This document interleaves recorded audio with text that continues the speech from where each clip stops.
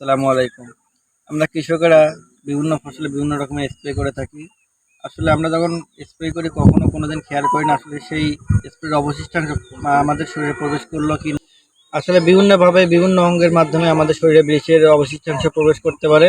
আমি যদি চার্টের মাধ্যমে দেখাতে যাই তাহলে আমরা দেখতে পারবো আমাদের যে মাথার ত্বক আছে, এই ত্বকের মাধ্যমে ত্বকের যে লোমের ছিদ্রও আছে, ছিদ্রের মাধ্যমে প্রায় 32% বিষ, আমাদের কপালের মাধ্যমে প্রায় 36% বিষ আমাদের শরীরে প্রবেশ করতে পারে। এরপর আছে আমাদের কানের যে ভাঁজ, এই কানের ভাঁজের মাধ্যমে কিন্তু আমাদের বিষের অবশিষ্টাংশ শরীরে প্রবেশ করতে পারে।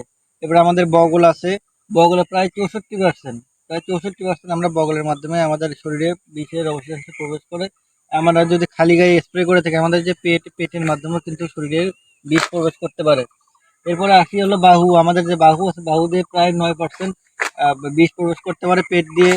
তারপর হলো হাতের তালু, আমরা যে স্প্রে করি তালুতে প্রায় 12% বিষ প্রবেশ করতে পারে।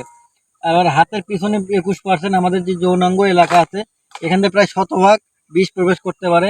এরপর যে পায়ের গোড়ালি আছে, আমরা বেশিরভাগ ক্ষেত্রে পায়ে স্প্রে করি। আসলে পায়ের মাধ্যমে প্রায় 13% বিষ মানে আমাদের শরীরে প্রবেশ করতে পারে। তাই আমরা যখন স্প্রে করবো কৃষক ভাইরা অবশ্যই সাবধানে স্প্রে করব। ধন্যবাদ সবাইকে।